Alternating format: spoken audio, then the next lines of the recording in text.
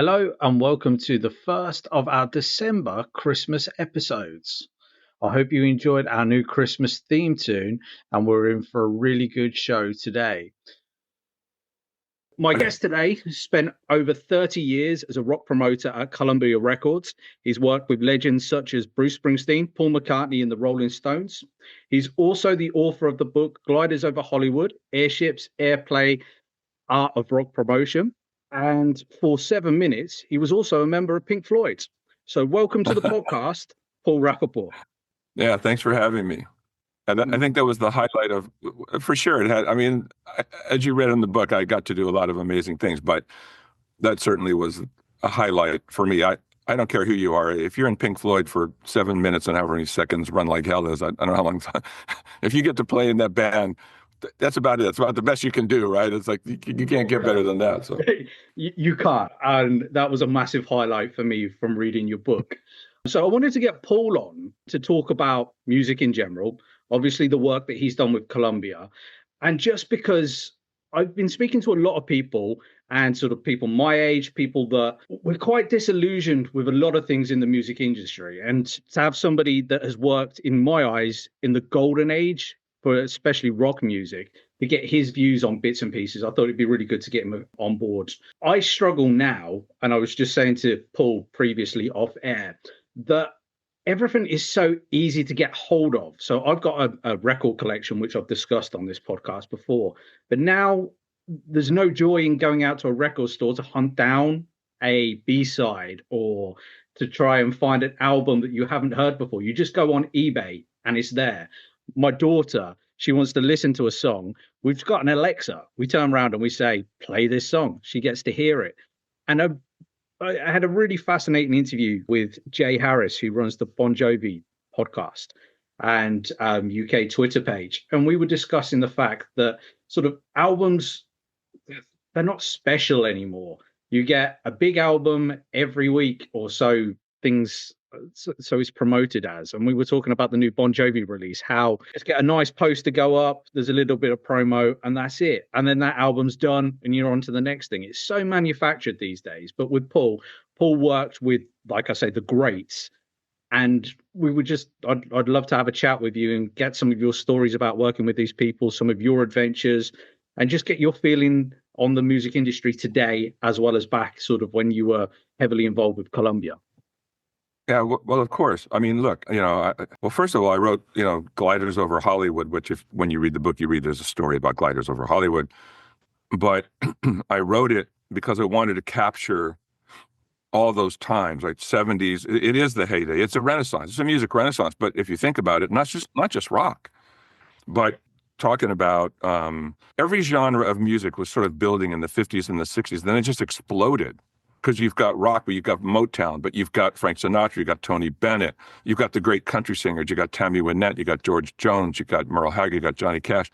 All of this explodes at once. Rock is starting to happen, with Little Richard and Jerry Lee Lewis, et cetera, et cetera, et cetera.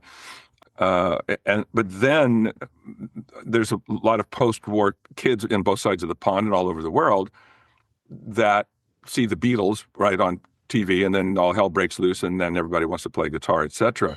So, I want to talk about those times. I'm sure we'll get to them because there's a renaissance of music. The renaissance of music is so big, right? And people want to become great players. That's how the music becomes so great. If you read Eric Clapton's biography, he talks about, I just wanted to be a guitar virtuoso. If you read, he's not talking about being a rock star because it doesn't exist yet. You have to realize there's pop stars, there's kind of rock stars, Jerry Lee Lewis, but they're not what we know from the 80s. It's not like where everybody's running to Tower Records to buy an album. You read Ronnie Wood's book, he just wanted to play, so we didn't even care about the money. So me and Rod got in a van and we just looked for places to play. But the accent, see, the big difference is the accent then was on the music. They wanted to be good musicians first. They wanted to be able to move a crowd. The money came second, okay? We are in a business somewhere along the line, Jamie, the music business became the money business. Yep. That's what changed. For me, maybe it's circa, yeah, I don't know, starting to change in the 90s, but then there's the Seattle sound. So you get a respite, but things become more pop and the record companies, Napster came, changed everything. People are starting to lose money. But the long and the short of it is that the record companies became, again, more pop oriented because it was easier to find a girl, put a belly button ring in her, wind her up, send her out, give her a song by Max from Sweden, sell 2 million records. And then, and then when the next one, they don't last. When that's over, you get the next one.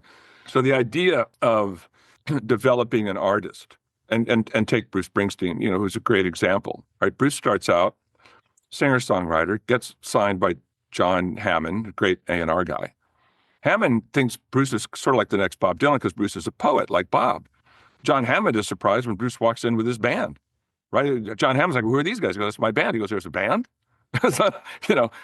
So, but because Bruce is cutting a new sound, one song has a freaking tuba in it, for God's sakes. Like there's glockenspiels, there's accordions. I mean, this is a new sound. It's really good, but it takes the public a while to get used to a new sound, any new sound. People will find it hard to believe, but even Aerosmith started out, it was rock, but it's a new kind of sound that people have to get used to before they decide they like it. Billy Joel, all of these early artists took 3 or 4 albums to break because they were learning how to record, they were learning how to be songwriters, they were learning how to entertain, and growing into a certain place. If you look at early videos of Mick Jagger, he's not jumping around. He's scared. He's scared shitless. He's like staring in the microphone like this. He's got the mic. He ain't looking left. He ain't looking right, because he didn't know that. So all these people have to learn to do it. Now, to your point, a lot has been lost because of the way it used to be. So forget about trips to the record store. Okay. And you may not even know this because you're younger. Let's talk about fidelity. If you listen to an album on a good stereo system, which most people don't have anymore, you hear it different than when you hear something that's digital. And it could even be rock music. If you sat in a room with a good system and you put on a record album of AC/DC, loud, right? But if you crank it up, you will hear it in a different way. You'll feel the bass. You feel like you're standing in the middle of the band. It will make you want to play an instrument. If you put that same song on CD, Spotify, Tidal, pick one, doesn't matter. It's just digital, right? That's a block of sound, right? That the fidelity is man-made. It's not, there's no overtones, right? They're getting better at it. But my point is, if you put the CD on of the same thing next to it, you won't hear it the same way. You won't feel the bass. It will just sound louder. It's just a brick of sound. And so you get a headache. That's what you get. 100%. So 100%. Forget even buying the album. Let's just talk about the audio experience of listening. And I know it's getting better, but the point is, a lot has been lost. So you start with fidelity, then you start with something that's, how big is the album cover? 12 inches by 12 inches, whatever it is. You're seeing art work that touches you. We may want to talk about Storm Thorgerson later for Pink Floyd. Hypnosis, him and Poe Powell. I mean, these guys, created 80% of your record collection. I'll bet you right now, 80% of the covers are done by Storm and Poe, because they just didn't do Pink Floyd. They did Led Zeppelin, they did Peter Gabriel, they did Black Sabbath, they did everybody's, right? So now you're looking at art, and immediately everything's art. Oh, I get the album cover. What does this mean? This is great. Oh, look on the back. Oh, there's liner notes. Oh, there might be an inside sleeve. There's a whole discovery. Then you put the album on. Now you're listening to fidelity. Yeah, then you're like, oh, what is a B-side? And yes, the hunt at a record store. All of those things are beautiful things that we've lost because of technology. We've traded these things, and we've traded fidelity for convenient. Everything's on a phone. It is. Right? People are listening on a phone. So yeah, it's gone, but a lot of things are gone. I mean, look, when I was a kid growing up, I grew up in the 50s, movie stars. A movie star was a big thing. When you saw a movie star in person, that was like, oh my God, I just saw them on this giant screen. No, there's not really movie stars anymore. I mean, they're actors that we like, but we're not enamored with pick one, I mean, maybe Johnny Depp. Well, he's older now, but I mean, even pick a new one. The last one that I think of is like Tom Cruise, Tom Hanks. They're the kind of ones Yeah, that, those guys. And I love Billy Bob Thornton, and I love yep, Leonardo DiCaprio. I think's a genius, yep, but I don't care about it the same way. Because why? Because everything's on a computer. I see them all the time. Back in the day, it was like, oh, you could listen, on a radio, or you could have a record album. We went to the movies to see movies. yep. Now you're seeing these actors on TV all the time. So all of that mystique, plus with social media, there is no mystique. No. So a lot has been lost. Even look, we couldn't wait to see the Rolling Stones in person because we never got to see them. This is pre-MTV, mind you, right? So you don't see these people. So the whole world has changed, especially for someone like myself, who's a child of the 50s and 60s. And so, yes, a lot of that is lost. And it's, I mean, it's, look, I mean, God, I could just, I could go on. I don't want to bore people. I mean, I drive an old sports car for fun. It's a Porsche 914 from 1973. Very low to the ground. When you go around a corner, man, you feel it in your butt because of the way the car is designed, right? Yep. This car's got a good engine. I mean, it's a swoop and glide. I mean, you're feeling it. In modern cars today, you don't feel anything. So the driving, quote unquote, experience, there is no driving experience. I mean, maybe, BMW still has a driving experience. I mean, Porsche has its own experience, but that whole thing, everything's, a lot has been lost from what was, for the sake of technology, what have you. And some of it's for the good and some of it's for the bad. And look, man, I have this phone. It's got good things and bad things. But anytime I want to look up anything from history, well, how did that happen? Click. There it is. Exactly. Yeah, to your point, musically. Okay, now here's another big one, okay? It used to be that bands went in the studio and played together. Okay, Yes. There's a thing that happens with a musician, okay? I've been playing guitar my whole life. I wrote a bunch of guitar adventures down in the book because I wasn't quite sure who would read it, but I wanted to make it as big as I could for everybody. And I love the guitar so much. I went, look, I'm going to put all this guitar stuff in it, and hopefully you'll understand it. If you don't, you can just blow by it. But it was important because the guitar really changed the world. That's a whole nother podcast, how guitars changed the world. But the point is, everybody goes in the studio. There are musicians looking at each other. Somebody plays a riff. Somebody goes, oh, wait, I'll play that if you're going to play that. Things grow. But when musicians play together, there's a magic that takes place. The magic gets recorded. The magic is bigger than the sum of its parts. These days, it's a different kind of thing. Somebody goes in and they lay down beats. How many beats do you want per second? And then you're going to lay a track over a track, and nobody's going to be there at the same time. You got 5 producers, 5 songwriters. This one lays a track. Where is the soul going to come from? Where's the human? If you look at the numbers on Spotify now for pop music, they're going down. The numbers for classic music, let's say call it classic rock. I don't love the name, but the music of the 80s, 70s, 80s, and 90s, that music is spiking up towards younger people because the music's better. Yeah. Why is 100%. It's not better because I'm not one of these guys like, oh, Jamie, my music's the best. It was, during my day. It's not about that. It was better because it was. There's a renaissance in classical music. There's a reason why there's Bach, Beethoven, Mozart, and all these people. There's a renaissance. Same thing in rock. That's a real renaissance. With producers, how do we capture this sound? The music's getting bigger. The recording studios are getting more advanced. The producers are getting more advanced. How do we make this the best it can be with the best producers, the best artwork, the best everything? You don't have that anymore. There's hardly any recording studios around. People are making stuff in their bedrooms. It's easier, but you tell me if you're going to count beats per second, and then somebody's going to layer something, and somebody's going to layer something, and somebody's going to layer something. Where's the human element? Like, where's the soul? How's that going to talk to your heart? It can't. It's a machine. No, it's it can't. machines on machines on machines. So my granddaughter sent me, she's trying to turn me on to Taylor Swift, and I got no bones to pick with Taylor Swift. I think she's very talented. So she sent me this. She goes, okay, I'll send you a track. It's 10 minutes long. You're going to like it because you like longer. She knows I like jams and I like, Yeah, yeah. Okay. Beautiful song. Some doorknob put a drum loop in it. Mm-hmm. Why? Because probably somebody went to Taylor and went, oh, this is what's happening now. Yep. Okay, now the song, right? But the song has to live, right?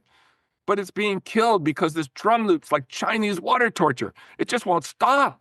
It's like, it's like, shut up. I want to hear Taylor Swift. I can't hear because of the drum loop. It's just a great story about Bob Dylan. He went in the studio and there's a guy miking the drums, and he's spending hours on drum sounds. He goes, "You're gonna get man." Bob said, "What are you doing?" He talks. Bob actually talks like that. What are you doing? Well, I'm going to get you the best drum sound you've ever had. Every drum, you're going to hear it. Okay. How's that going to help the song? Okay, now drummers like Ringo Starr, Liberty DeVito, name them. They play the drums as an instrument to help elevate the lyrics. Yeah. You go in the studio with Billy Joel, Liberty's going, Billy, what's the next line? You're going, what's the drummer need to know? Because the drummer's just not keeping time. Listen to Charlie Watts from the Rolling Stones. He's there when he's supposed to be, and he lays back, not, and there's accents with a rim shot or a cymbal or something at certain times because they're trying to help the song be the best song it can be. And I don't want to just, throw shade on a lot of, I love certain pop songs myself, but they'll grab you if they're done right. The Kelly Clarkson stuff, like some of her greatest hits. I listen to them in the car. They do have a place, but the music, it just isn't. It's not. I don't want to say it's not as good because that's that's something that there's good and bad, and then there's whether you like it or you don't like it. Let's just say it's so different, and it doesn't enter your body the same way because it's not human. It's machine. 100%. It's not. Just and so. A lot of young people today, they listen. The songs don't go inside. The songs don't mean things to them like they meant to us. Of course, we had different messages because times were pretty, hefty. In the '60s, you had songs about civil rights movements, women's rights, just the whole hippie movement of freedom and everything else. But but yes, a lot has been lost. And look, music today. Simply put, music today is entertainment. It's not a necessity for people. It's a luxury. Our music was a necessity. We waited. We wanted to know, what do the Rolling Stones have to tell us? What does Bob Dylan have to tell us? We were waiting when those albums showed up at the record store because we needed to get our messages from, and I tried to explain this in the book for younger people, Back in the day, there's no internet, there's no phones. You read a newspaper, the messages were being delivered. Life's messages were being delivered by Bob Dylan, Crosby, Stills and Nash, the Rolling Stones, the Beatles. The love you take is equal to the love you make. That music in those days acted, if you will, as a tribal telegraph because we were a tribe. It's a tribal telegraph telling you what's going on. So it's quite different. It could happen again if all it takes is for someone to say, "Hey, can we go back to being more human?" Or a singer-songwriter will come along, and and perhaps change the world back to something more simplistic. And to end this rant, I invite you to edit whatever you want because, as you can tell, I talk way too much. This is exactly the conversation that I wanted. And before we went live, you asked me a question because I got in touch with Paul. Paul's done a lot of work around Springsteen, or with Springsteen, obviously involved with the Roxy 1978 show. Paul sort of asked me how at 36 did I sort of become a massive diehard Bruce Springsteen fan. And I Yes, can, that was, yes, go ahead, Ad. That was my first question was not a question for me. My question was for, and the thing is, what you've said there basically sums up what I wanted from music. I wasn't getting from music. So I was a kid, I was born in 89, so brought up in the 90s. And roundabout sort of when you get in sort of 10, 11, I started discovering music as something other than what was being on the radio. And the stuff that was coming out just didn't mean anything. It was throwaway Britney Spears, NSYNC, this sort of stuff that just didn't mean anything to me. And then a little album called American Idiot dropped. And American Idiot had these songs that meant something, that was talking about disillusionment, that was talking about sort of the president of the United States being an idiot, and changed my view on what music could be.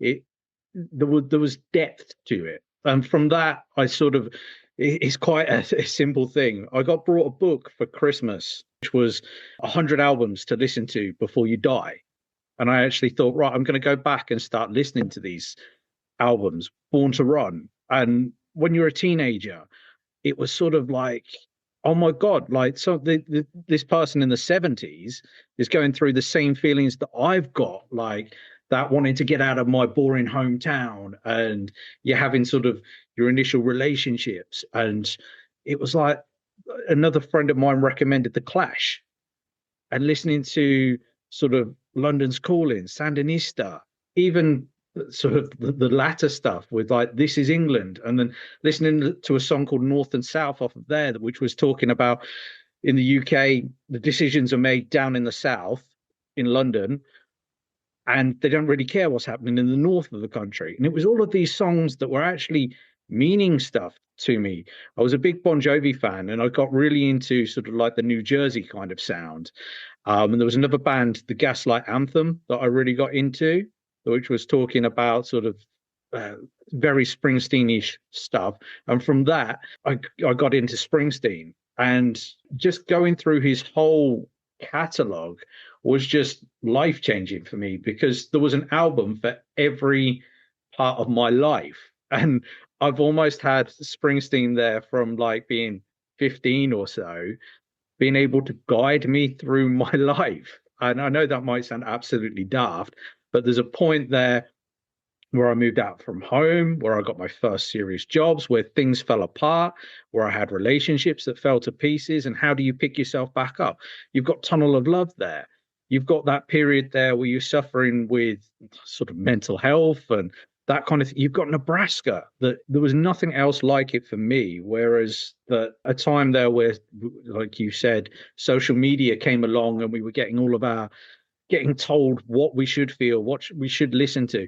I had somebody there that was putting music out that meant something to me, that could guide me.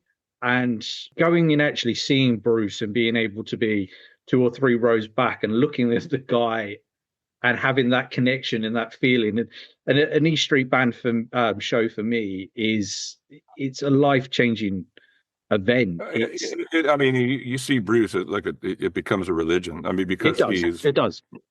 He's that charismatic. So I understand that. You're kind of making my day, because early on in the 60s, when music began to change beyond pop, and FM radio, which I spoke a little bit about in the book because I wanted people to understand how that was. If you were a young person looking for a change, all of this music, it's all coming from the 60s. It's all very new. It's not, the Stones start out as pop, the Beatles start out as pop, Dave Clark 5, all these people. But now there's new music that's starting to come, and it's bands like Pink Floyd. If you want to hear that music, you're only going to hear it on FM radio, which is a new kind of radio. And there's only so many kids that are talking about this.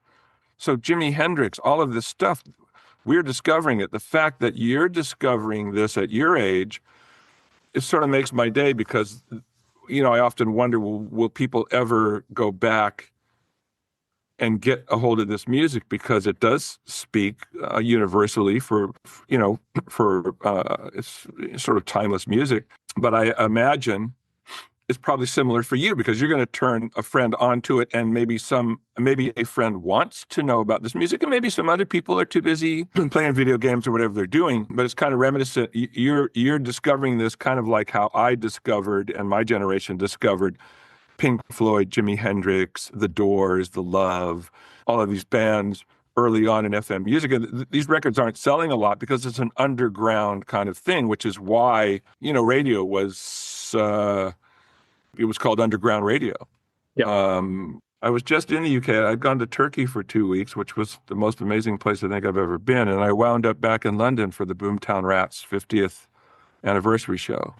Oh, amazing. Which was great because I know Bob, Geldof for, since I started working with him with the Rats, and for whatever reason, we've remained friends over the years. And so I went to England and saw his 50th anniversary, and that was a big deal. So, back to what we're talking about, it's kind of cool that this is a revival, because I hope people your age and younger go back and find Miles Davis. Yep. For God's sakes, you're talking about jazz artists. You are a great country artist. Any genre of good music. There's good music, and there's just good music. But as far as rock is concerned, yes, it doesn't sound daft to me that Bruce would speak to you, because I'm a kid that grew up. Bob Dylan changed my life. Yep. I spent a lot of time in my book talking about Bob Dylan because I wanted people to know another side about Bob Dylan. I wanted people to know Bob Dylan, the Bob Dylan I knew, the Bob Dylan I met. This guy changed my whole life. The times are changing. Yeah, I can feel it. I don't want to be in a square world anymore. No, I don't want to be a doctor. I don't want to be a lawyer. I don't know what I want to be, but I'm not these things. And my generation is changing. It's very different. There's a lot of free time. There's rock and roll. There's all this kind of stuff. He's pointing out to the world, not to mention the anti-war songs, not to mention, you talk about Bruce being a poet, go back and read Bob Dylan lyrics. I mean, I don't know if you're a Bob Dylan fan, that's your next stop. Could you go listen to, do you listen to Dylan at all or not so much? Yeah, I listen to Dylan. I'm nowhere near the same level as sort of Springsteen, but it is somebody, and I think that's something that I like with a musician, that I get into a musician, and then you pull the thread on that musician and you look at who's inspired them. And you just mentioned Miles Davis. I'm a big fan of Stevie Van Zandt, who's in the E Street Band, his solo records. And he talks a lot about Miles Davis there and how he got him involved in the recording sessions. One of the charity songs that Stevie did in regards to when he was helping out with shining a light on apartheid, and they brought Miles Davis in to play sort of a part there, and that's given me sort of that little bit of a thread to go off and say, okay, so what if Stevie got something from this guy? What can I get from him? And I can give you some feedback about yourself. While reading your book, I actually created a playlist, so I've got a playlist on my phone, which is Rap's playlist for when you've mentioned a band, from whether it will be Tommy Cornwell and the Rumblers.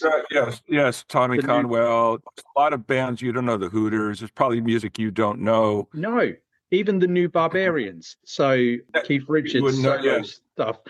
And with that, and I love sharing music. My wife's granddad, he's a big Rolling Stones fan. So for his Christmas present last year, I got him a New Barbarians album because he'd never heard of them before. And that is through reading your book and then being able to share something back and then getting a bootleg, because I really like the vibe of what they were doing with the New Barbarians. And I enjoy that conversation. One of my best friends, he's an amateur musician, and he's sort of gone away from recording everything digitally. He's now stripped that all back and he's going analog with everything. Even from when he's recording his demos, he's recording those on a tape recorder now, because he wants that soul. And this is the conversation that me and him talk about. We feel music's lacking soul, and how do you get that soul back? Nebraska, when you listen to Nebraska, you can hear Bruce creaking his seat. You can feel that you're in the room. You put your headphones on when you're listening to that vinyl, close your eyes, you've got Bruce and Mike battling in the room. You can feel like you're in there with them. And that's missing from music. And that's what Because desperately. everybody wants perfection Yeah. instead of the human. I once managed an artist, had a great drummer in the band. Drummer's playing. The engineer, actually, he was actually, at the time, he was U2's live engineer, made a loop out of it. I said, "Why are you making a loop?" He said, "Because as good as your drummer is, he's not perfect." And I thought, and at that time, and this was a while back, I went, "Oh my God, is this the direction we're going in?" Yeah. Because no, he wouldn't be perfect. And for that music, I understand that, but no, that's the whole thing. I mean, Bob Dylan, geez, God, Bob, he, you know, he makes a record in 2 weeks. It's Yeah. the feel. When he gets the feel, it doesn't have to be perfect. And the musicians, which I wrote about in the book, they're driving crazy because Michael Bloomfield was going, Bob, we just did 2 passes on this song. I could play the hell out of this. No, it's done. Yeah. He doesn't need it. He's looking, once the vibe is there, and that's why Nebraska is Nebraska. Once the vibe is there, what are you really trying to put across? You're trying to put across a vibe. You're trying to put across a communication. It doesn't have to do with perfection. It has to do with, did I communicate effectively? And it doesn't really matter. There's a lot of Grateful Dead stuff. I'm a huge Deadhead. And you'll hear, Jerry Garcia will hit a clam. Doesn't care because the rest of the solo was so good. Yeah, I guess I could fly in a perfect note. He doesn't care because that's part of the charm of it. So yeah, again, it's back to, do you want to be human? What am I trying to convey to the public? So yeah, that's one. I mean, Nebraska is haunting. You listen to that record, oh my God, you're like, God, you get shivers down your spine. Like, holy shit. So he's, Bruce is a lot more cerebral than Dylan is, the way he works, but it's the same thing. He's trying to communicate something. And so they tried to make it electric. Guess what? It doesn't work. I mean, Springsteen, he works, well, first of all, as I wrote, you won't find a guy that has there's not a bigger work ethic. I've never seen anybody work as hard as that guy. I've never seen it. I wanted to document, you read about a sound check that you would go to where he's sitting at the soundboard, right? And that day we did, and that this goes so far back because we didn't have, electric guitars still had wires, they weren't remote. He's got a wire that's about 100 foot long in an arena, playing his amp down the center aisle to the soundboard. He's playing his parts while he's turning his own knobs to get a sound and rehearsing the band all at once. I've never seen any artist come close to this. How long's the sound check by most bands? 20 minutes? Yeah, we got it. Got the drums, got this, 30 minutes. Bruce Springsteen sound check, E Street Band, 2 hours easy, 3 hours. They're rehearsing and they're getting the sound right because everything, it has to be as good as it can be. He records the same way. He tries so many things. He gets to the point where I can't find anything better than this. That's sort of how he works. I have a tape of Born to Run with strings on it, right? Yeah. It's awful. It is. But I got it because somehow somebody gave it to me from the studio. It's terrible, but he tried it.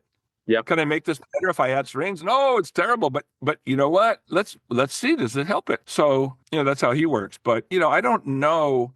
Somebody just turned me on to psych rock in LA, psychedelic rock. There's some new bands. I have to listen to see if do they really want to be musicians or they just learn a few chords?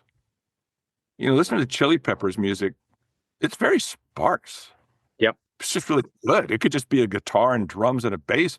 There's nothing, but it's just so good. It doesn't have, they're conveying with 3 instruments, what sometimes takes band, with gain and crunch and all this stuff. They don't need it, right? Because the music's just so good. So my hope is that we get back to making better music. I don't even care what kind of music it is. I don't care if it's pop, country.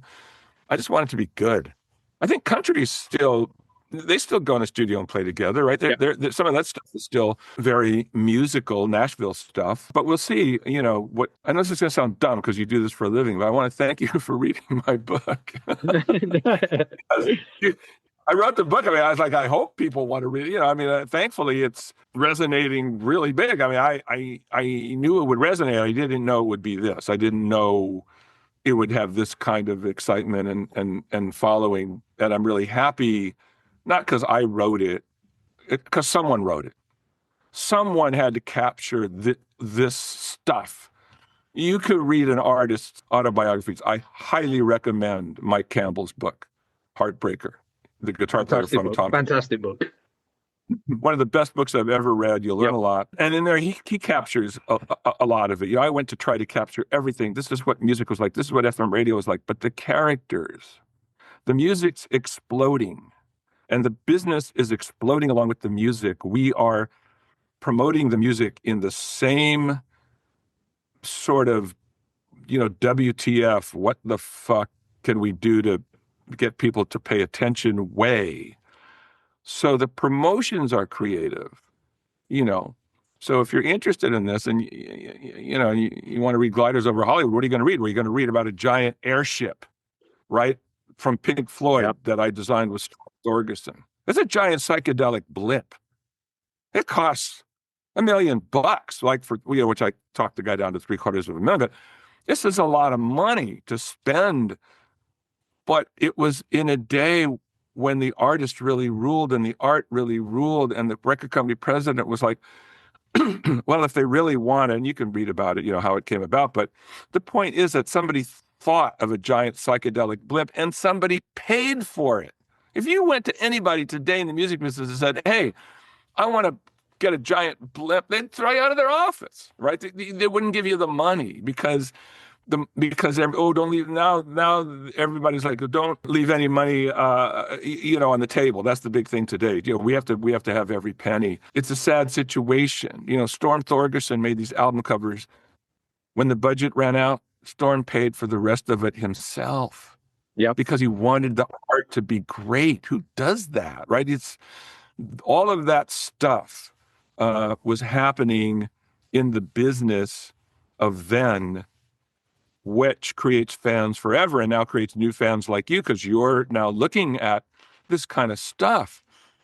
But one of the reasons I'm glad you read it was probably you read stuff that you couldn't, in today's world, the accents shifted. My business, Columbia Records, we had a good year. I got a big bonus check. Everybody did, down to the assistants, down to the last secretary. We had a good year, and everybody's got to feel it. And everybody did. And it made a great team of people, bonded us together as a team. I have a son. My younger son is in California. He works for a huge movie company. He's a vice president. He and his wife can't afford to buy a house in LA, albeit where they want to because of where the business is. Yeah. Because the company doesn't, the money doesn't seep down anymore like it used to. Right. And I'm not just throwing shade on them. It's every company. Look at Walmart. Pick a company. Yeah. Look at Amazon. You could pay your people more. You got a lot of money. Why won't you do this? Okay. In my day, the reason I stayed there for 33 years is because it's like, Paul, we like you. We think you're great. We want to keep you here. If you think about leaving and somebody asks you to leave, please come and tell us because we'll pay you what they're asking because we don't want you to leave. That's the music business of long ago, right? This is, but you're also talking about a business, which you read. I mean, you can't make this shit up. You got the manager of Journey gets on a Yiddish kick. You can read about why he's on a Yiddish kick. He's not Jewish. Sends out Yiddish for Dummies books to the entire industry. If you want to talk to me or our famous road manager, Pat Morrow, his nickname was Bubba, you'll have to speak a couple lines of Yiddish. Okay, fine. I get the book. It's cute. I get a call from him on a Thursday. We have to pick a new Journey single. Journey's huge. 50,000 albums a week we're selling. I don't know which album it is. Doesn't matter. I said, Herbie, we have to pick the new single. It's this important conversation. It's 3:00 in the afternoon. First words out of his mouth are, "Was machst du?" Yiddish. It means how are you, or what's up? What are you doing? I said, Herbie, I got the book. It's cute, but this is an important conversation. We're talking millions of dollars. He keeps talking Yiddish. He's talking Yiddish for 2 minutes. Finally, he shuts up and he goes, Rap. Like as you mentioned, that's my nickname because my last name's Rappaport. Rap, what the fuck? A nice Jewish boy like you can't learn a couple lines of Yiddish? I'm like, Herbie, sure, but this is a timely conversation. This has to happen now. We have to put the thing in production. I got to tell the rock stations today. I know. Learn your Yiddish and call me back. Click. This is rock and roll business in 1985. Yeah. Or anybody that's listening, you won't fucking believe it, but this is the truth. Okay, this is how it is. If I want a new Journey single, I have to go find my Yiddish book. I got to learn 2 lines of Yiddish. I got to call Herbie Herbert, speak 2 lines of Yiddish. Then he'll talk to me about a new Journey single. Millions of dollars on the line, doesn't care. This is the accent was on being a character and fun. Jesus, God, you go on the New Barbarians tour, read about that. The gig was almost secondary. The lifestyle was everything because it could be. Well, we know how to play, so we're rehearsed enough. So what do let's party. It's an endless party. It's a fucking 24-hour-a-day party. It never ends. I lasted 7 days, and those guys are my heroes. I mean, the music's so good because Keith and Woody are the guitar players for the Rolling Stones. So what are you going to get? Yeah. You're going to get the back. You're going to get, listen to the New Barbarians. It's Keith and open G tuning. It goes, wah, oh, wah, oh, wah, oh, wah. You'd have to tap your foot. And if you go see the New Barbarians, I love Mick Jagger, but there's no lead singer to get in the way. If you're a guitar player, you're in heaven. You're just watching your 2 guitar heroes do what they do. One of the things that I wrote about in the book, which I wanted to tell people stuff they wouldn't know. Like I needed to bring you into places you don't know. I'm invited to a New Barbarians rehearsal. It's only me and the band and girlfriends, right, at the time. And I'm watching Keith Richards teach Stanley Clarke how to play rock and roll because they'd asked Stanley to be the bass player, but Stanley's a jazz guy. Yep. Stanley plays a lot of notes, right? So they start, right? A wah, a wah, a wah, a wah. Stanley's like, boop, boop, boop, boop, boop, boop. Keith stops everything. Stop. Stanley. It's too many notes. It's rock and roll. It's very simple. So I watched 2 titans of music, right? I'm enthralled. Like, Keith's my hero. I learned how to play guitar listening to him. I'm watching him teach Stanley Clarke how to play rock and roll because Stanley doesn't know. Stanley Clarke is an amazing bass player, but he doesn't play rock and roll. What an amazing thing to be in a seat to watch.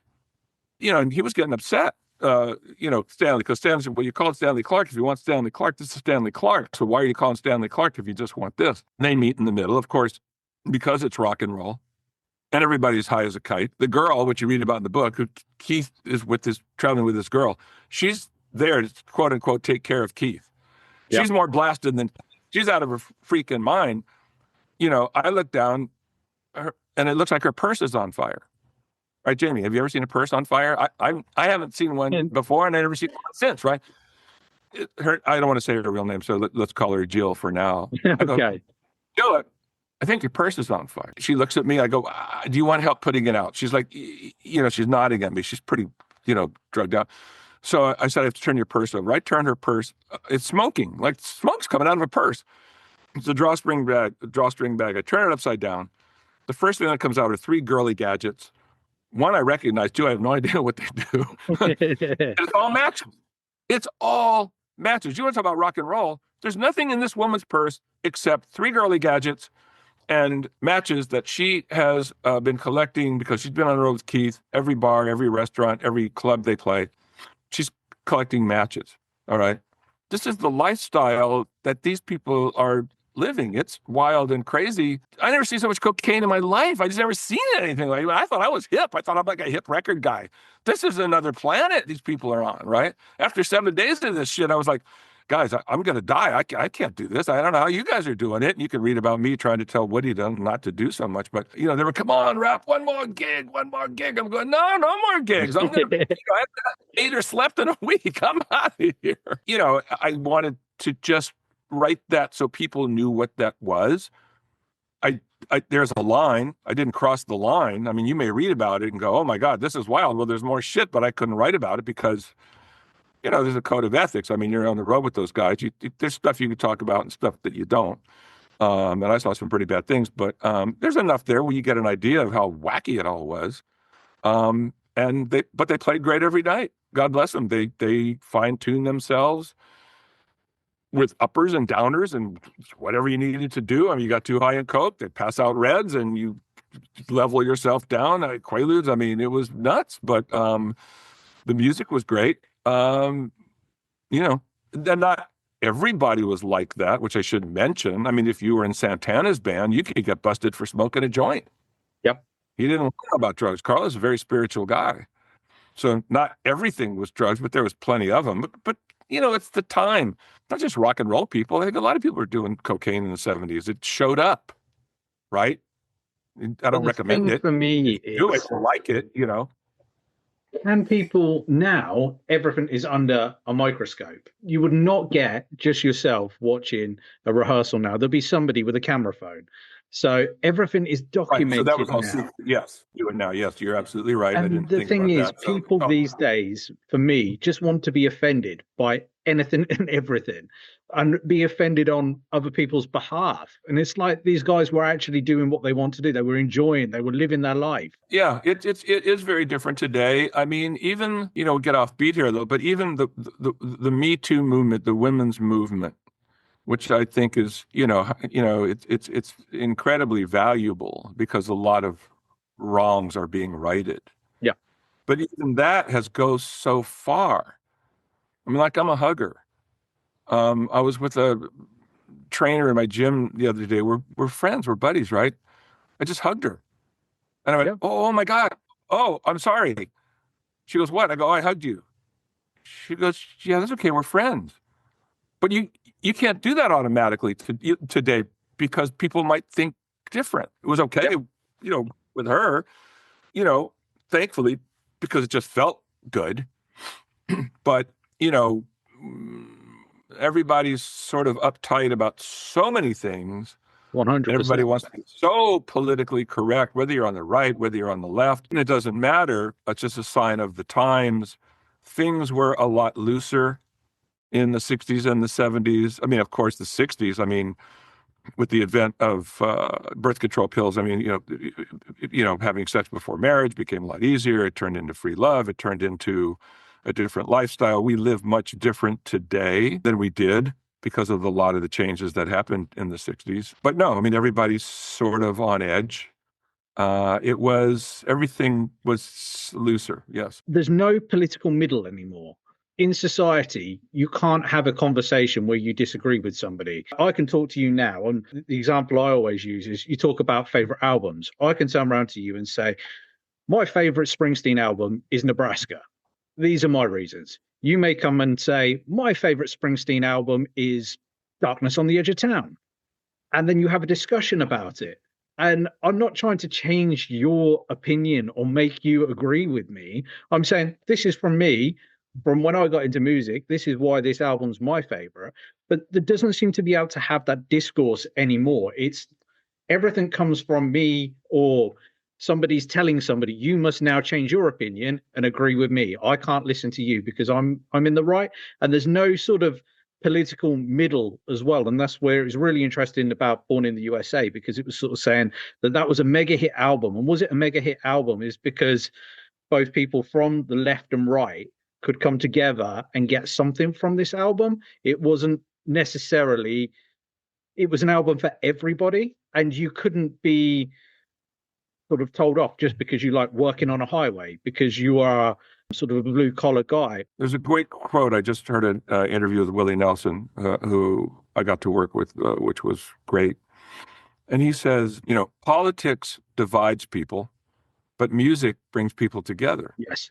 Yeah. And I think music does bring people together because it's a shared experience. These are personal, these experiences that musicians and songwriters, it's for everyone. It doesn't matter your politics. These are life's, love, whatever beliefs you have. What's happened with politics is the politics became so identity politics. Yes. That people identify so much that the problem is that when you try to talk to somebody logically, you're invading their self. It's not just a third party. Like, I could talk about, American presidents. I can tell you the ones I liked, the ones I didn't like. I happen to be a Democrat, but, I could tell you all the problems that Bill Clinton had, all the problems Joe Biden had, but God forbid, if I talk to friends of mine who are Trump people, or even George W. Bush people, who I was not a fan of, They can't see it because what happens is if for them to admit it, they are losing part of themselves. Yep. They can't lose their own identity. That's where the problem is. I'm not tied to, my identity isn't tied to politics. Give me somebody with common sense. I don't care if they're Republican. I don't care what they are. I just want common sense. Yep. But that's I'm with me. you But 100% on that. right. I talk to friends of mine, and I will not lose friends over politics. I refuse to lose friends over politics. I have a friend in Colorado. Paul, all Democrats are communists. No, they're not. How do I know that? Because I'm one. I'm not a communist. I'm not even a socialist. Right. But no, he's convinced, why? Because the media, right? Look at the media is now, everybody has their own media. In our country, if you're right, you watch Fox News. If you're left, you watch CNN. Neither one of them tell you a total truth. This is a show called the news. This isn't the news. It's a show called the news. And they know their ratings. They know who they're talking to. They're making sure they tell you what you want to hear. So if you only listen to the right, boy, Joe Biden's a criminal. Joe Biden's a criminal. He's a criminal. He's a criminal. Okay, well, where's the facts? Joe Biden made some big mistakes. Just look, I don't care if he's a criminal. Show me the facts. They never proved he's a criminal. Okay. There's all kinds of proof that Donald Trump's a criminal. But if you try to say that to them, it's like, oh, no way. Well, no way. Just look at here's fact. This is a fact. Okay. You can't, and it's sad to me because we do need someone to bring it's not just America. There's populism has taken over in a lot of areas, for a number of reasons. And I understand when so many immigrants come into your country and even living in England, right? How many, it's like France, name it, it changes everything. And I understand all that. And there's a way to deal with it. But, the people on the right want to hammer right to death. And the people on the left want to hammer left to death. The truth is, I can tell you people in my country, most of them are centrists. The majority of the people just want to get together, have a relationship, maybe have a family, want a house, want to live life. They're not that amped about it, Exactly. Look, Exactly. Democrats, tax and spend. I hate it. I thought the Republicans were going to get in, and I thought they were going to balance the budget. I went, someone's going to balance the budget. But no, they were so out of it, they couldn't even balance their own budget because of, I don't want to get on a tirade, but, this is what's happening, in the world today. And so, what you say is true. And I think it's what happens is people's identity. Now, it's fun to fight over music. Who's better, the Beatles or the Stones, or what guitar solo is the best? Yeah. But they're fun. You can get animated. And you can have your opinion, and I can have my opinion. I have people that tell me that Jerry Garcia from the Grateful Dead is a terrible guitar player. I go around and around with people going, you're out of your fucking mind.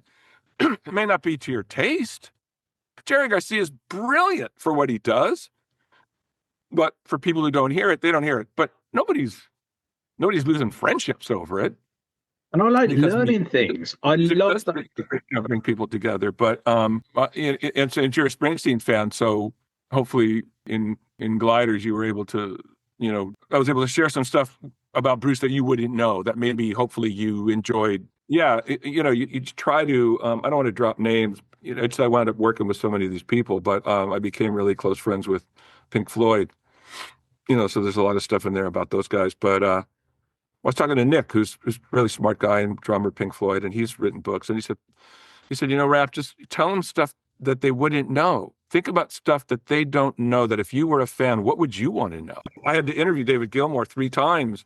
Yeah. And I thought, well, I'm just going to ask him what I want to know as a fan, which I did. And they were successful interviews because I just came from a fan's point of view, not from a record, professional or from being a friend of his or anything. I was just like, well, what do I want to know? Right. From Pink Floyd or David, or how do you think about this? How does the band work? So I just asked them fan questions, and they were successful interviews because there was just questions that any fan would have asked them, And what I liked about your book was that I felt a lot of the time we were sat with you in a car, and you would take us on these car journeys, and you would take us, like when you was talking about the new Barbarians tour, you're talking about putting us on the aeroplane, on the private jet, that you actually felt like we went on these adventures with you.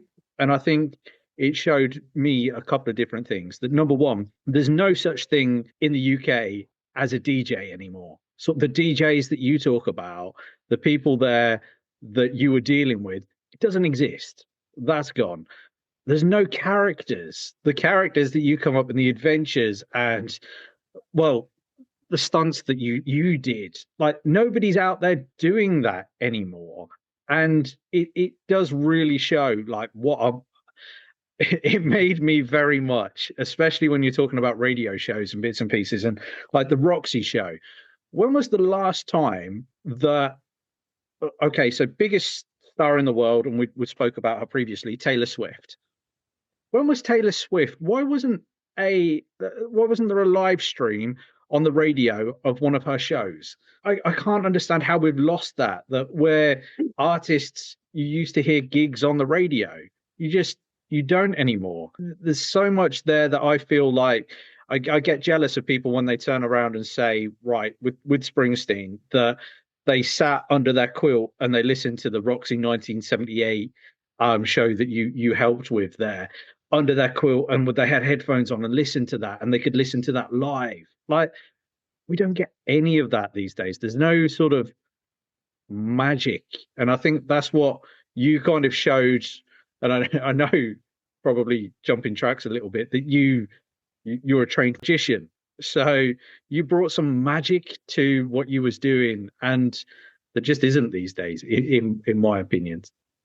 No, I think it's true. I miss the characters. I wanted to write about all the characters. You read about some of the characters that aren't even the rock stars, just the characters that I worked with. Yeah, everybody was a character. This business was a business of characters. I was a character. The manager was a character. The artists are a character. I mean, it's freaking Disneyland, because that's how it was. And I do miss characters today. Everything is sort of on the straight and narrow. I think because the 70s were so free, and the 80s were equally as free, people felt a freedom to become whoever they wanted to become. I lived for characters. Every so often, I still find one today. They just are who they are. But the business, the music business was renowned for it. It was known for characters, right? So in today's world, you might find a character here, a character there. Everything. The reason you don't hear any live Taylor Swift, and the reason you don't hear any live anything, is because guess what's going to happen? God forbid somebody tapes it, and then it comes out on a stream, and they're not in control of it, right? And so it's not even the money so much that sometimes they're worried about, well, what if it doesn't sound good? What if I'm off, because I'm not auto-tuned, and now that's out there. There's a fear of being in control of your own destiny. And so now you're going to do something live. I mean, as it is, cell phones, I mean, you look on YouTube, people are posting stuff all the time. They don't post a whole show. They post that.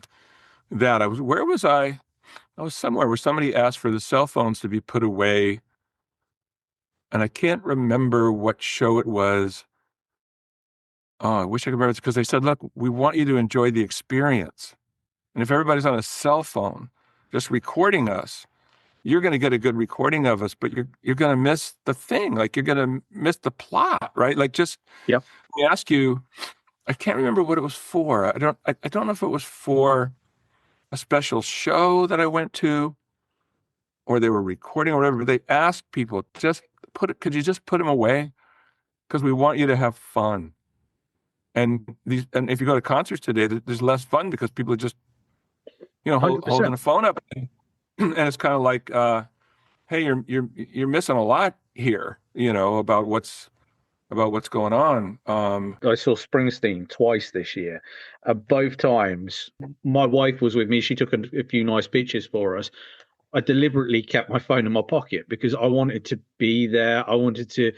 Springsteen's show this year was very politically motivated, and there was previous tour was really emotional as well. But this one, there was such fire in there that I wanted to experience it, and I wanted to watch it with my own eyes. Like, I'm not paying to look for a screen. I want to see this. I want to hear it. I want to experience it. I want to feel it coming like through my You know what? chest. And Okay, what? Yeah, yeah, exactly. But look, it's even everyday life.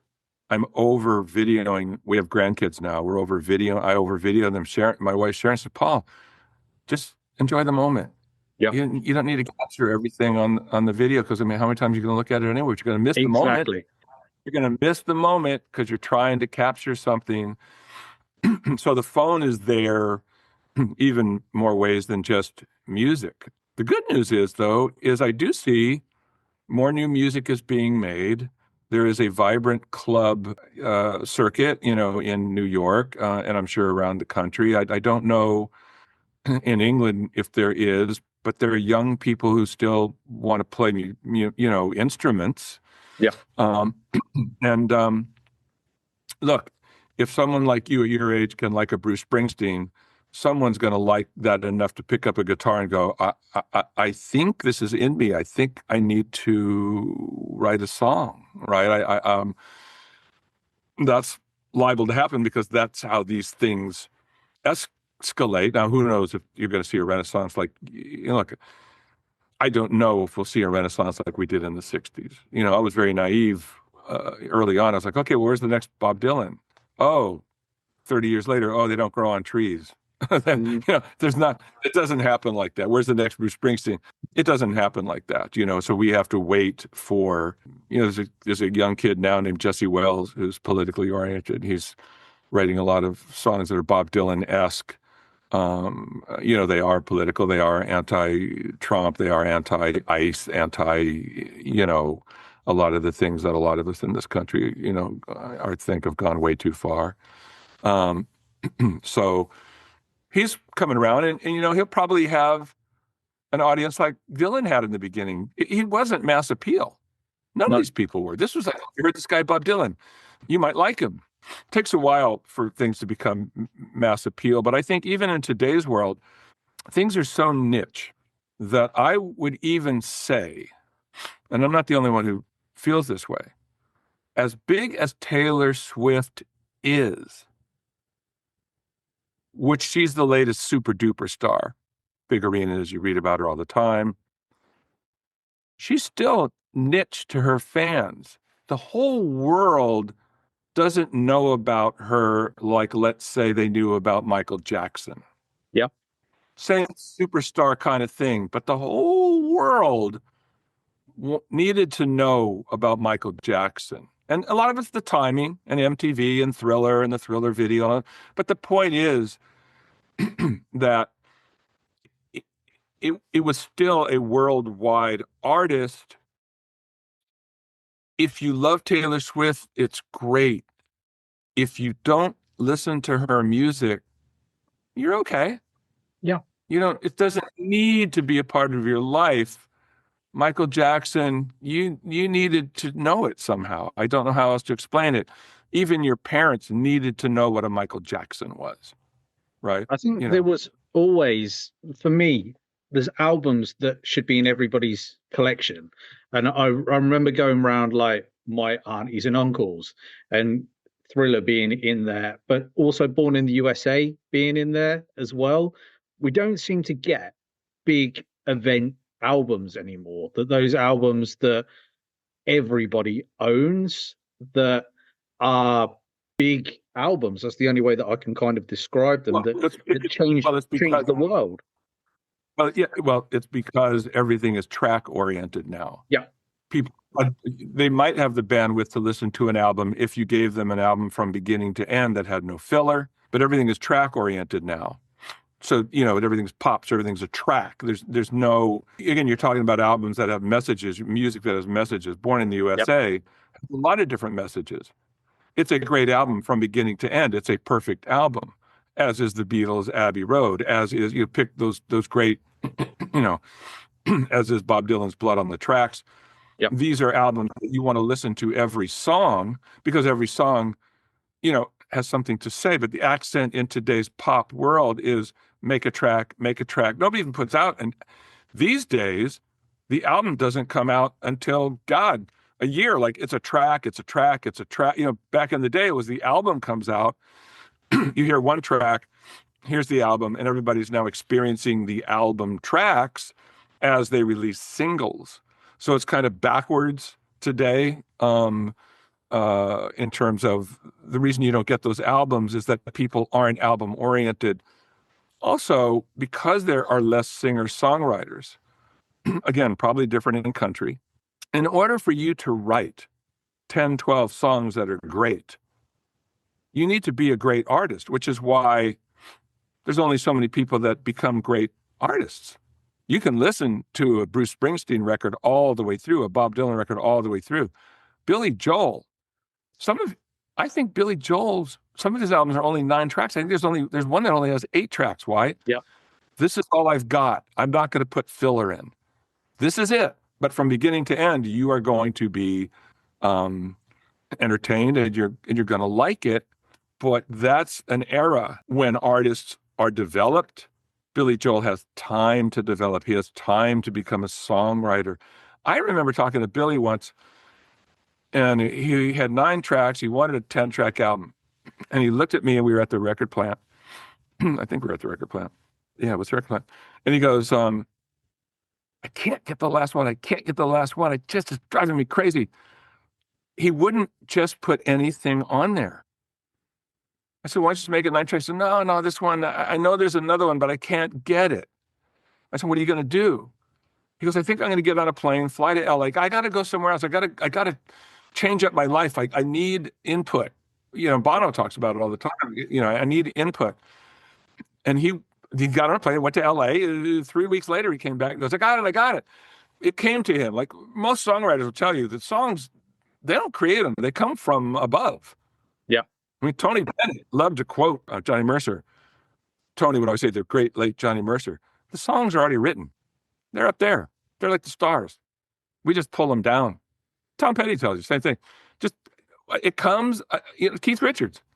I receive and I transmit, right? Yep. Stuff comes, I receive it, I work on it, and then I transmit it. But this is in the ether. This isn't, again, going back to tracks. This isn't how many beats per minute, can you rhyme? Oh my God. The songs today, they're not even songs. They're just ideas. You listen to the same idea repeated over and if you said this a third time in a different way, it would be more interesting. If you cared to work on your songcraft. Clarence Clemens told me that Bruce Springsteen had to write 4 songs to get one. Yep. That does not surprise me. Bruce has to write 4 songs to get one song. That's how he works, because that's how much he cares about it. This guy slaves over stuff. I mean, you could talk about a cerebral dude. I mean, Springsteen's like, he, as he should be, because he's a craftsman. Every single word matters to him. What am I saying to you? How am I saying it? Let me try it with this instrument. I'll try it with that instrument. I'll try it with this phrase, that phrase. Eagles. I'm not a big Eagles fan. First 2 albums I liked, then it got very manicured for me, but same thing. They slave over it. They want it to be great. Don Henley is such a perfectionist. My God, I did a TV show with the guy. He drove me out of my fucking mind. Because he's so. Here's one that's not in the book. I'm doing a TV show with Don Henley, right? It's big. I had a TV show called Live by Request. You can find it on YouTube. Did 40 shows. So, and Henley's might be on there. I don't know if it's called Live by Request. It might be something else. But so I'm doing it with Henley. It's live from Texas. We're in rehearsal. He's looking at the prompter up in the rafters, right? He's big on reading and very big on history and this kind of thing. The girl up there's got the prompter. He goes, hey, that comma, that should be a semicolon. This is a prompter, right? I go, Don, this is a TV show. Like, nobody's going to see that, right? I mean, like, it's just you. He goes, yeah, but it's not right. It's got to be right. I mean, this is how wound he is. He needed the prompter to be changed, right? Now, you have to laugh at it, but you have to admire it. You have to admire it because of who these people are. Yeah, 100%. You go back to you meet these guys, which, I wrote in the book. David Gilmour, all the guitar players, they are guitar players first. They are rock stars second. I start talking about Keith Richards about guitars. All he wants to talk about is guitars. I get a guitar lesson from Keith Richards, my hero. I'm a kid, 17 years old, learning how to play guitar. And one day, somehow, thank you very much, I get a guitar lesson from my hero. G tuning, open G tuning, every Rolling Stone hit. Listen to the wino stuff, Take It So Hard. I listen to Take It So Hard. I listen to it 10 times in a row because it just rocks. It's the backbeat is just whack, by Steve Jordan, the drummer. It's open G tuning. He was so excited to teach me this as a guitar player. Paul, you got to get into open G tuning. He doesn't care that I'm not, Dave Edmunds, or I'm not, Slash or some good. I'm a guitar. We're in a club. He doesn't care if I'm famous, and he doesn't care that he's famous. It's guitar guys talking guitar. Paul, you gotta get into G tuning. This is how it works. Here's how you do it. You can read about it in the book. He was so excited. David Gilmour's a guitar player. I'm at his house. Do you want to see the first Stratocaster? I have 001. I have the first Stratocaster, with the serial number 001. He's not showing it to me because he's David Gilmour and he can afford it. It ain't about the money. It's about the Stratocaster. Paul, do you want to see the very first one? Yeah. Right? Because we're guitar guys. And, For me, this is these people is why this music's so good is because the music's good, They want to play well, right? That's why the music moves you, because they learn their craft. And what you were saying about sort of Gilmour's guitar there, I don't know if you managed to get a copy of the extended Nebraska, but Springsteen added sort of a 2025 live performance at the Count Basie, where he performs Nebraska start to finish. And he brings out his Fender that he's retired for years. So now when he plays live, everybody knows Springsteen's Fender. The actual one that it was in Born to Run and everything like that, he stopped playing decades ago because it was just so beat up. I hope it's at a museum. He's had it recently refixed. I suppose that's the best way. I don't know. I thought it was an Esquire, but it might not even be an Esquire. It might be. There's some of them that popped out with no name on it. There's another name. It is basically a bastard when you look at what is in it. And now he's performed Open All Night with it on the new Nebraska thing. And it was just, for me, watching him play that guitar again. And it was just because it was that specific guitar that what songs were created on that. And so many years later, seeing him perform with that again, it just gives me chills, because that's the guitar that gave me the soundtrack to my life. It's just, certain ones are just so special. Well, the instruments matter also. See, back in the day, it wasn't creating sounds in the studio. You recorded the sound of an instrument. So if you had a special Gibson or you had a special guitar that had a certain sound, that Esquire-esque guitar is a signature Bruce Springsteen sound for years. See, people miss a lot of what we got to see when Bruce was starting out. He didn't have that many songs, so he told stories. Yes, he went to a Bruce Springsteen concert. Half the concert were stories. They were hysterical, right? He would. Part of the Bruce thing was the stories. I remember once at Winterland, he was talking about. I guess it was near Halloween, and he talked about him and Clarence being in a graveyard. Yep. Me and Clarence were in the graveyard, and we were in the graveyard, and we met God. We met God in the graveyard. And God was playing the drums. And we knew he was God because on the drum head, it said G-O-D. You'll laugh your head off. He's coming up with this kind of crazy stuff. But he used to do a lot of long guitar solos. Yep. So, before Badlands and some of these songs, there would be a really long guitar solo. People don't realize what a great guitar player Bruce is, because he doesn't play that many solos anymore, because the songs are... There's so many songs now, he's singing songs. But we used to love to just watch him wail, on guitar. And the sound of the guitar is that guitar. Yep. Yeah, And so those instruments, not only are you seeing what he's playing, you're hearing that sound that you heard on a record that you loved. Gilmour, he'd get a big kick out of it. I'd be in his studio on the boat, on the Astoria, which is really a houseboat.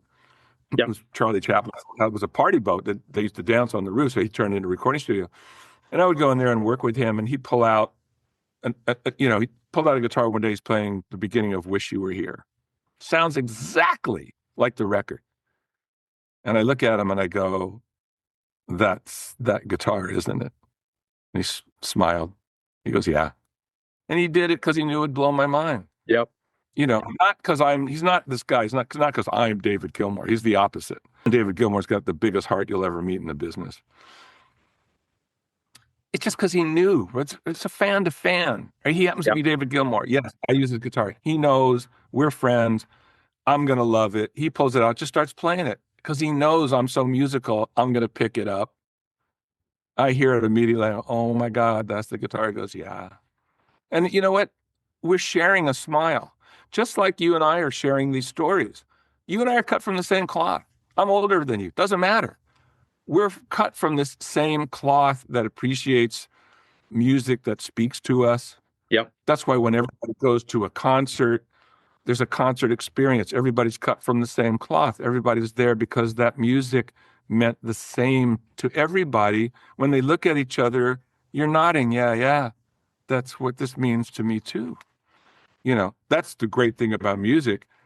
In the heydays of the 70s, the 80s, and even into the 90s, people were there, and when the messages came across, you'd hear screams just after a word. Yeah, Bob Dylan show. There's after every lyric, after every phrase, people would clap. Blah blah blah blah, because the times they're changing. Yeah, and people would clap after every sort of meaningful phrase, because these are messages that they were a part of our identity, right? So so the musicians are fans. They're fans of musicians. They're fans of their fans. It's one happy family of people that make this 60s, 70s, 80s, and into the Seattle sound. Frankly, make all of that a magical time period. And if you can get that from listening to that music, which you can, because the music's that good, hey man, I hope everybody discovers not even just the superstars, but bands like the Hooters. Great band out of Philly, but probably people don't know the Hooters, but it's a great band that people should know about.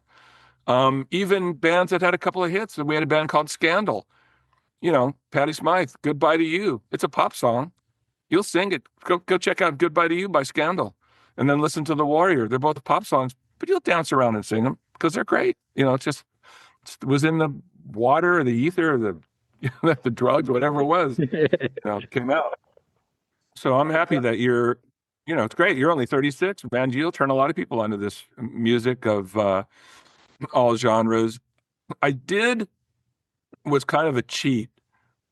I did put a lot of song titles in the book so that people could relate. Older people go, oh, I remember where I was when I heard that song. But again, it makes it more relatable. And it kind of makes my day that you have a playlist based on that, because it's a lot of music you haven't heard. Yeah. And it's great if I turn you on to music, because that's all this is anyway. When you're a promotion guy, that's really what you're doing. It's like you hear something, you go, man, I'm excited about this. Okay, well, I'll just go turn the world on, and they're going to pay me money to go turn the world on to this music. That's basically what a promotion person does. I was there at a time when most of the music was good. Easy to be a promotion man. Where do you hear this? Where do you hear? I got a band called the Psychedelic Furs. The Psychedelic what? Right? Yeah. Don't worry about the name. Where do you see this band? Where do you hear them? It's going to blow your mind. Right? So Bruce Springsteen, as you read in the book, was a hard time to promote Bruce in the beginning because it's a different sound. He's cutting a whole. People don't. I'm talking to rock disc jockeys on the West Coast. They're used to playing, the Stones and Eric Clapton and these kind of things, that it's new to them. But I am the guy in charge of saying, no, you've got to pay attention to this guy, Bruce Springsteen. No, you don't understand. I'm not going to stop talking to you about it. Thankfully, if you have a hit, you can do that. Otherwise, you drive people crazy. You can't talk to people forever about an artist until, but thankfully, Bruce was so good. I would say, look, I know you don't believe it now, but one day you're gonna. And then as he grew, all I had to do was take people to see a Bruce Springsteen show. Exactly. Right? Just come for me to see a Bruce Springsteen show. If you don't like it, I'll never talk to you about it again. That's all I had to do. There was a famous guy in Seattle, because of the overhype, when Time and Newsweek hit in the same week. Yeah. That didn't work for Bruce. That worked against him.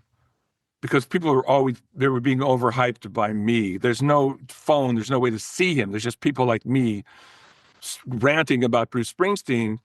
They get tired of it after a while. Like, rap, enough. Nobody can be this good. I'm like, yeah, one guy can be this good. Believe me, he's one guy. I won't talk to you about anybody else. I'll tell you about I have good bands. Hey, 10 years after, they're this, but I will only tell you this about one guy. And there was a guy in Seattle who was like, I can't take it anymore. I said, tell you what, he's big enough now, he's playing the arena. You're going to go with me to the arena. Just go to the show. You don't like it? Never hear from me again. One of the great Bruce shows are either great or greater. That's how most of them. For some reason, Bruce jumps on the amplifier stacks. I don't know how the hell he got up there. In the middle of a song, he rips his shirt open. A button fly off his shirt. I've never seen Bruce do this before. But he's gone. Bruce is lost in the music, which is why these guys are so good. Keith Richards, they get lost in the music. Why does Keith's hand go out like that? He's gone. He's lost in the music. End of the concert. People are going crazy. They're out of their minds. I don't want to say the guy's name because I don't want to embarrass him. Like, hey, come here. We're going to get coffee. Come on. He is in shock. He's shaking. I got to go back to the station. Why? I got to put the music on the air. We don't have any Bruce Springsteen music on the air. I know. I've been trying to tell you to play it for a long time. But I got to put it on now. I go, no, you don't. Put it on in the morning. We're going to have coffee. We'll go meet Bruce. You should meet Bruce. He's a cool guy. You don't understand.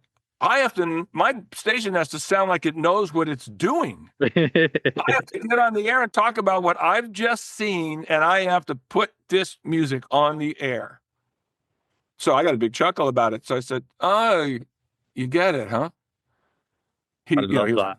It's like he was mad because, he had to eat a bunch of crow. But he knew he had just seen something that you'll only see once in a lifetime. I mean, what's the closest thing to Bruce Springsteen? Probably Elvis. Elvis Presley in his day is the closest thing. I mean, there are bands that you love him in different ways. Like I love the Dead. The Stones are the Stones. I love Mick Jagger. He's probably arguably the greatest front man.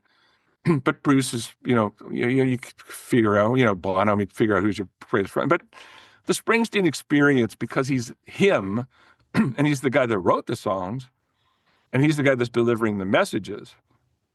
And because he's such an entertainer, Bob Dylan will sing his songs, and his entertainment is the way he phrases the words. Exactly. The way it comes out. You watch a Bruce Springsteen show, I don't know how long ago you saw him, but I used to watch a guy that would run across the stage, slide on his knees, and the big man run across the stage and slide on his knees, and they meet in the middle of the stage on their knees with a kiss. Yeah. What? Who the fuck? You never see anything like that in your life. First of all, the next time I see Bruce, I got to ask him that. I want to know, how do they meet in the middle exactly and not hit each other in the head? They meet in the middle with a kiss. And Springsteen's everywhere. He's out in the audience. You never, and, where did he learn it from? James Brown. Look at Bruce. Yep. He's James Brown, right? So is Mick Jagger. Go look at James Brown. James Brown got it from a preacher, right? But these guys get it from somewhere. But Bruce he knows his job. He knows what he's supposed to do, and he does it great. And it's not to everybody's taste. I have people that, they're not Springsteen fans. Okay, to each his own. But you can't go to a Springsteen show and not be moved. Impossible. I took one of my best friends this year. We've gone to no end of gigs, and he'd never seen Springsteen. So we went to Liverpool, watched Springsteen there. And afterwards, I sort of said, well, what did you think? And he said, it was almost like a stage show. He said, I've never been to like a gig before where it's told a story. It was nothing. He couldn't put into words what he had seen at that point. And I'm like, you get it now. It's hard to put it into words. I mean, that's the truth. I mean, and you get different things from Bruce shows. I'm so lucky. I've said a lot of negative things about what's going on in music at the moment, but the one thing I will say, there are people in the right places that do a lot of archive releases, and Springsteen does a monthly archive release which releases shows from every tour basically, and you get Darkness shows, River shows, Human Touch, Lucky Town shows. So you get to go back and experience some of those shows, but you see how he's developed as an artist and how every tour he has something to say. Every time he steps out on a stage, even when you look at like the Rising, the Rising, such a powerful, when you're looking at shows from that tour where initially it's starting out as a place of your post 9/11. He's then trying to get everybody to rise back up through the power of music. And it's not a hate-filled show. It's a powerful show because he's pulling people back up, but he is telling powerful stories in there. But then certain nights he can turn it and then add songs like American Skin in, which will add a little bit more of a political context to it. Or he can turn things around and put Mary's Place in there, which will make a more of a party atmosphere. The guy he crafts shows, set lists for cities to cities, and people come away healed from his shows. And I know that may sound, for anybody that's listening that is not a major Springsteen fan, but back in 2017... I would tell you this. No, see, it's funny. You find this fascinating. The music of the 70s and the 80s, I mean, music is a healing power. I mean, music can heal. You don't have to go to a Springsteen show. You can go to different shows that have healing about it, because the music, all of us, music plays inside of us. It's a human. I don't think that music in general is a luxury. I think music for human beings is a necessity. I agree. And so when you say, "Oh, that music healed me," that in the 60s and 70s, we said that all the time.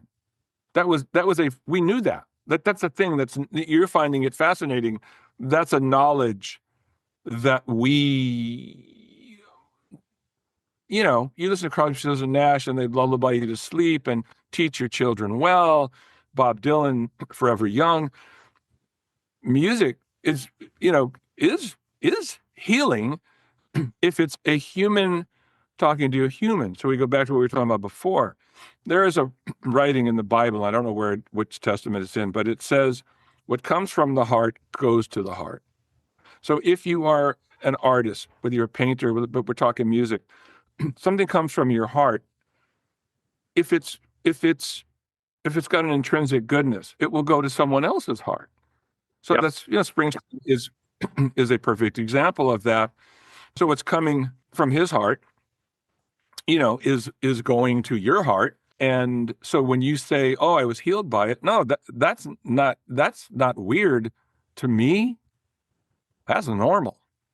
But I came from this era of where that's normal. When you came out of a concert, you were healed. You leave a Bruce Springsteen show, you'd be smiling for a month. You leave a U2 show, same thing. Leave a Grateful Dead show, you've been dancing all night, same thing. There were certain artists that would heal you because their songs, not all of them, but a lot of their songs are healing songs, and because they remind you of who you are, right? That you see yourself in those songs. You can't say what they say. That's why they're artists.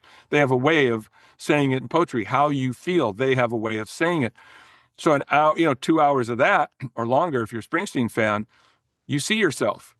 Oh, They reminded me. Oh, that's how I feel. Oh, yeah, that's good. Oh, I love that. Oh, yeah. Oh, yeah, I have a son now. Oh, sweet baby James. Oh, James Taylor. Oh, yeah. All of that. Music is definitely healing, but it's healing music. It's not, music that's a different kind. So no, that doesn't sound daft at all. That sounds normal. I wish more people, like yourself, realize, oh, that's normal. Like that's good, for me.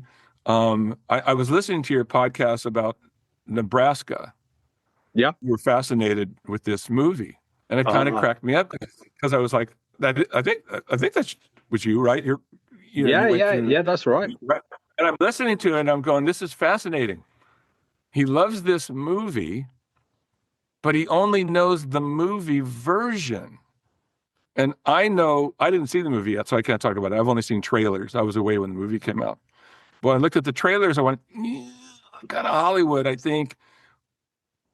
But I have to see the movie because, like, I know the like I know the real guys, right? You I know know how John they Landau. You are, know right? So it's like Al they're Teller. going to show me John Landau, but I know John Landau. They're going to show me Yeah. Bruce as a guy trying to be Bruce, but I don't need that because I already have the real Bruce. Like I know the real guy. So, but it was fascinating to me the way the world works. I'm like, here's a movie, and here's a young guy like you going to see a movie, just like if you go see the Bob Dylan movie, you're like, well, is that how it was? Yeah. And I haven't seen Nebraska yet, so I don't know how the movie is. I just know how it really was because I was really there. So, so it was fascinating me. Like you were like, oh, and then they said this, and then they said that, and I'm thinking, shit, I got to see this movie because maybe they really didn't say that. Maybe that was just showbiz. But Bruce was on set, so I guess he vetted, what they were talking about. Biopics really weird me out anyway. If the person's still alive, it weirds me out. I can't deal with it. I love the Queen movie. I thought that when I walked out of that movie, my heart was full, Yeah. because the Freddie Mercury was. Yeah, Elton John movie I didn't even see because like, why do I care? Like I know Elton. I don't even, why am I seeing a movie about Elton? I don't care. And Bob Dylan, show me something different. But maybe a lot of people, but if you read Bruce's book, you kind of know, like how it was then, um, I don't know the movie. Do they show you, this might be an exclusive for the Flint broadcast. Did they show you when Bruce wins the Academy Award and when he brings it home to his dad? Is that in the movie? No, Do you, they kind of warp it around a little bit, and it's sort of he gets a bit of reconciliation at the end of the movie, but they bump it forward to the start of the Born in the USA tour. So go on, tell us the story then, Paul. okay, so Jamie Flint exclusive. Not in the book. It's not anywhere. So we used to talk, I mean, the fun thing in our business was you hung out with the artists all the time, which you read about in the book. I mean, if you're a fan, what's more fun than hanging out with the artists afterwards? So I spent a lot of time with, Bruce and the guys in the E Street Band and Clarence. Um, and so you kind of start talking and you hear about these stories. And he said, yeah, I said, my dad, he would talk a lot about the kitchen table. Like Bruce would Yeah. talk about his life. He loved his mom, but the kitchen table haunted him. His dad haunted him, right? Just bad, really bad. I had a great dad, so when he would tell me these stories, my knees would buckle, right? He goes, Raph, my dad, he just didn't get it.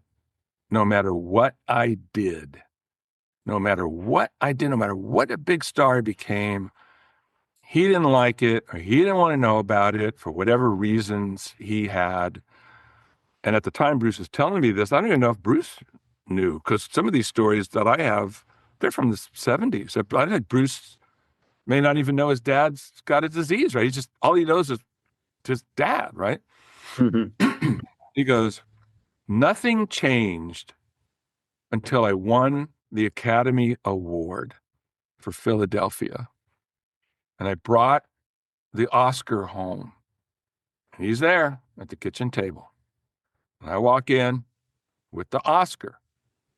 And I go, Pop, or whatever he said. I don't know if he said Pop, or I don't remember what Bruce told me. But I do remember this. He goes, Rap, I slammed the Oscar on the kitchen table. I slammed it down. And I said, how's about this, Pop, or Dad, or whatever he called it. Was, how about this? Does this get your attention? He said it was the first time his dad looked up and went, whoa, wow, wow. His dad, he went, whoa. And he said something like, nodded and said, hey, congratulations. That's a big deal. Yeah. First time. The first time. I mean, when did he win that? I'm terrible with math. When That'd be is Philadelphia? 94, 94. 94, right? Yep. Okay. What Bruce Springsteen, I mean, he's become Bruce Springsteen. Yep. He's been through And it's Born to only Run, Born then. in the USA. It's only then that his dad, looks up and goes, "Whoa, how's that for a story?" Right? So the funniest thing is, this is funny as off the cuff though. Bruce did Broadway. So the days of free ticket. I mean, you go to Bruce show. If I call the office, they'll give me a free ticket. I don't care anymore, right? But wasn't looking for a free ticket. I said, I called the office. I was talking to the people. I said, "Hey, God, it's hard to get in. Can you even get me in?" And they said, "Rap, we are so inundated. By the time we get through all the actors and all the political, we love you, but you just go online, you'll get them, right?" Yeah. But I went on and talked to Sharon, who I've been married to, since '73, and these tickets are expensive. And I said, "Hey, you want to go to the Broadway show? It's going to be cool, but these tickets this evening could cost us $1,500 by the time you get go out to dinner and pay a babysitter, whatever, And she said, "Not really, because we're going to pay a lot of money to hear a bunch of stories we've already heard." And we laughed, right? Because we were like, yeah, if you think about it, you're probably right. So we didn't go. It was certainly an intimate show. But I was glad we didn't pay the money because, we used to sit around talking about this stuff all the time. So I was like, we're lucky we didn't, we're lucky we didn't do that, But he was, I don't know, I have so many wonderful memories. I remember when Bruce had his kids and we would go backstage and he showed us pictures of his kids. He was so proud, like, "Look at my kids."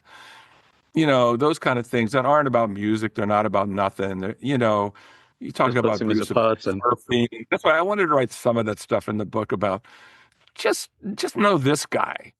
I'm talking to this guy. He's telling me, I lived in a surf store for 3 months, and then I had to get rid of get used to the fumes. For the first 2 months, I couldn't stand the resin smell. All of a sudden, I'm not smelling it anymore. And he turns around and looks at me and goes, "Rap, Jesus, do you think that affected my writing?" This is from Bruce Springsteen. But it's just a guy, right? It happens to be Bruce Springsteen, but there's just a guy named Bruce Springsteen. It's like freaked him out for a second. I was like, "Bruce, who cares? Like, you've written some of the greatest songs of all time. If it did, it did." But for a second there, we were eating pizza, right? He goes, "Oh my God. Like drugs, I wonder if it influenced me somehow." We were laughing. He was laughing. I was laughing. I mean, there are funny sides to these guys. So, I do try to put you in that place just because I was, what? I wrote this book because I wanted you to have fun like I had fun. Hey, guess what? This is what happened to me. Let me just put you here. I can't help but tell these stories because they're just nuts. They're outrageous. Just here's, if you want to talk to Bob Dylan, you want to talk to Bruce Springsteen, you want to talk to Mick Jagger and Pink Floyd, blah, blah, blah. Here it is.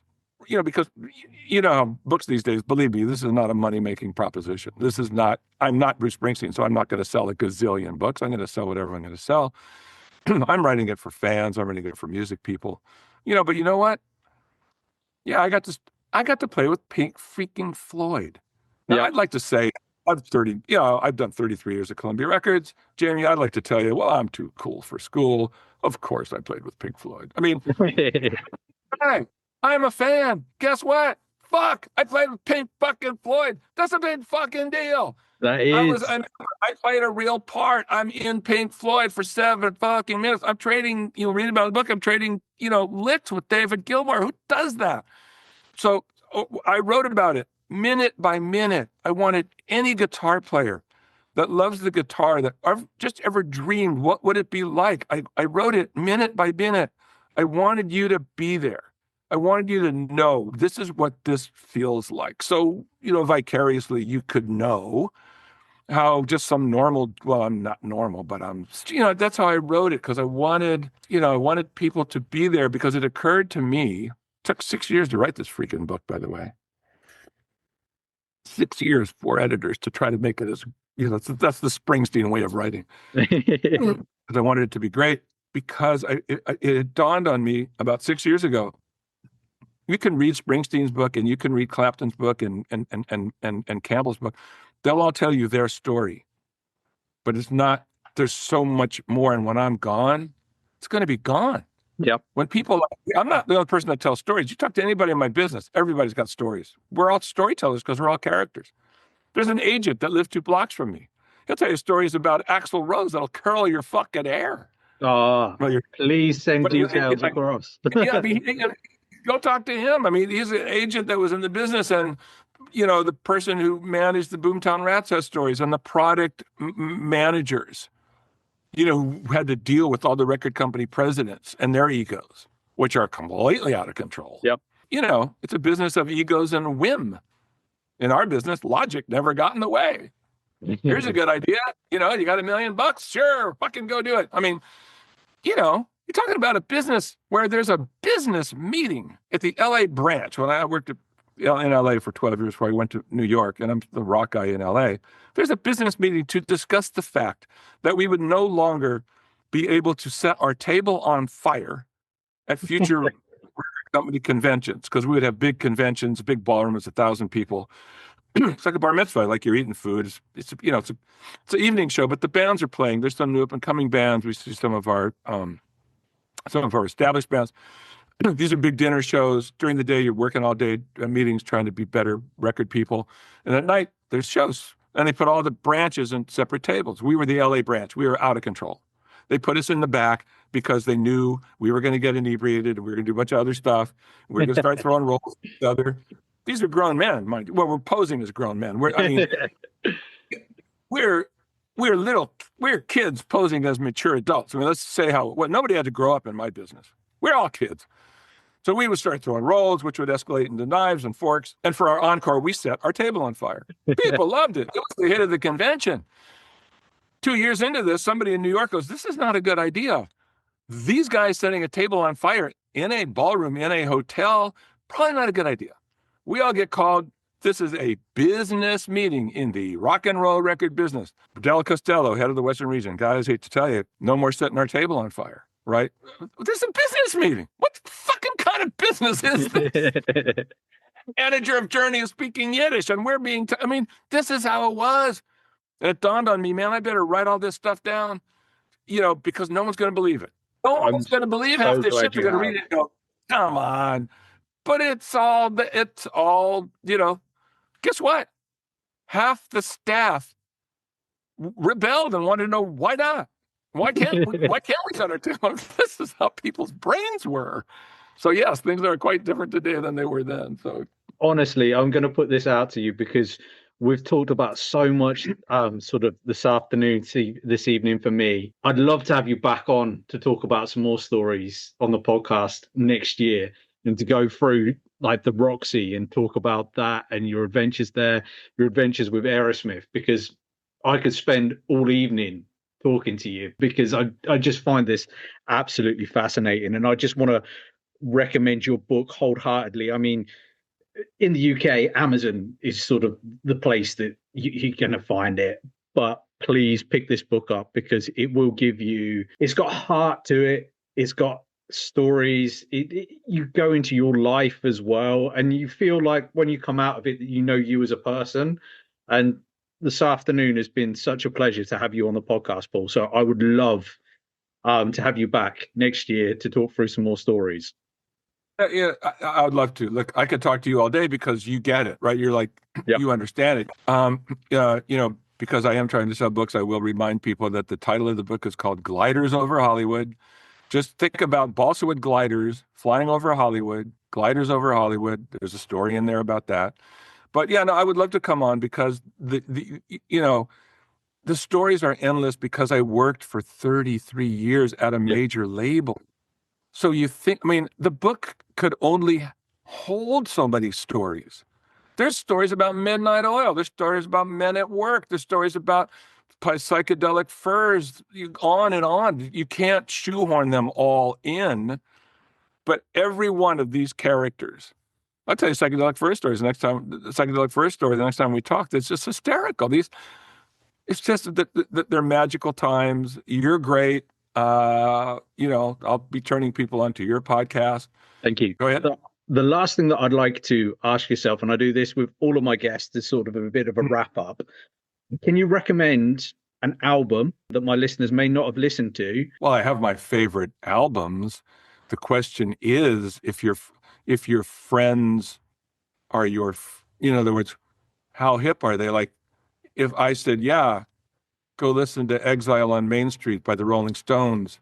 Ah, what an Is album. that, I mean, do they already know that one? I mean, I don't know how far back I would recommend, you're saying if I have your Desert Island discs, right? Yes. Yeah. So for me, Rolling Stones, Exile on Main Street. If you're not a Bob Dylan fan, I would tell you to listen to Blood on the Tracks, because Amazing. Bob's voice, he's still singing. It's a giant love letter to his wife. They're breaking up. That's an amazing introduction to Bob Dylan. Albums that I would know of that I guess they're so back in the day that people wouldn't know about them. I would listen to Metal by Pink Floyd. That's before The Wall and Wish You Were Here and all these things, right? This is an amazing Pink Floyd album. The one whole side is one song called Echoes. Blow your mind. These are some things that people might not know. They may not know Metal from Pink Floyd. Maybe they don't know Blood on the Tracks by Bob Dylan. They may know Exile on Main Street, But you could go back to the early Rolling Stones records. Those are all cover songs, but they're done really well. I'll probably hang up and think of something else. You've got something when you come on next year. Yeah, I don't know. I mean, there's so many albums. I don't even know, like is ZZ Top big in England? Do people like ZZ Top or not? Yeah. We've got a lot of ZZ Top tribute bands, actually. So I'm a big, fan of that, so I guess it depends on what how far back you go, right?